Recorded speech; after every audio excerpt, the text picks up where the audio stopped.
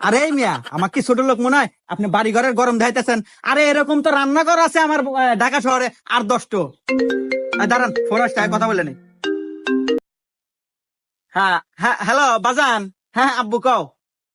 ও তুমি হেলিকপ্টার কিনবা? আচ্ছা আব্বু, আমি বুকিং দিয়ে দিতেছি। এ কি কয় রে, ছাওয়াল এক দিব হেলিকপ্টার কিনা, এ তো বিশাল বড় কোটিপতি রে।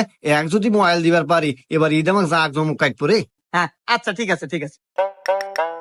আরে ভাই, আপনি দালাল করে ডাক দিছেন, আমি তেমন মাইন্ড করি নাই। আমাদের এটা তো ব্যবসা, আমার দাদা করছে, তার দাদা করছে, আমার বাপ করছে, আমিও করি। আসলে এটা আমাদের বংশের ঐতিহ্যবাহী ব্যবসা। আপনি কি জন্য আছেন তাই কহেন।